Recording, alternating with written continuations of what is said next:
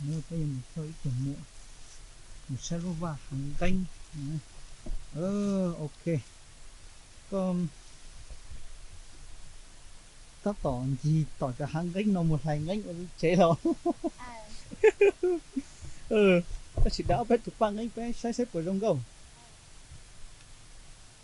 Có là dây giò nữa, có là dây giò. Có chỉ đây chụp băng ấy bé trỏ sao. Ok. Sẽ để nó.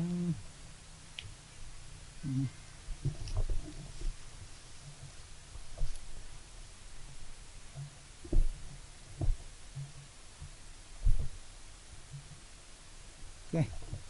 Cái mù mù hoa cọp ấy, cũng lỡ có mù sẽ nó mà lùi xuống. Đây.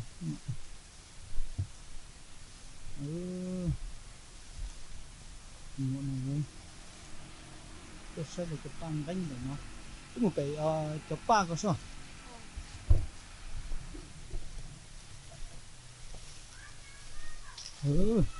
Ba nói chả dùng câu để thiết số lấy. Tôi nhớ mà tì giò cú xì. Tôi tao nó sao? Sẽ được nó. Nói à, nói đấy chọc ba. Rồi dùng câu. Nó sẽ được nó. Wow, sợ gì là. Cú xì chọc. Tì giò thì ba nó.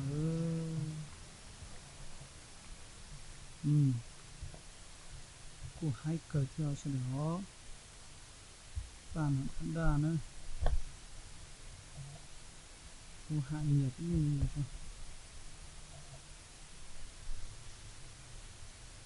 Nó này.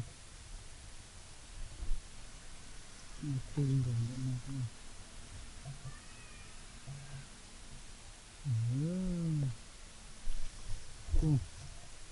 Có bố cho ta nằm đây hui chả đi.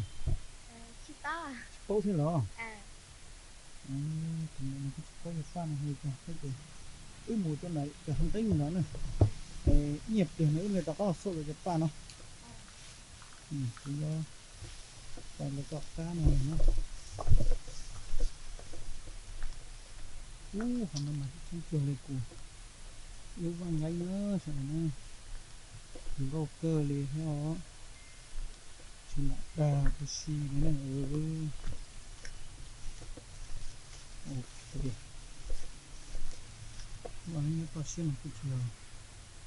Đòn đi thế này. Có phải tao họ nó đối gì đi. chị to à? Chỉ tao đi nó. Mình phải một cái vui rồi. Có chỉ cho lọ gì hình như cũng tuôn đông tàu có trâu nữa hả? Chị to khỏi chạy nào tới diệt cơ chứ. Bây giờ tôi nó mà nhớ có trâu. Rồi xì nhớ là nó tới trời mà nó.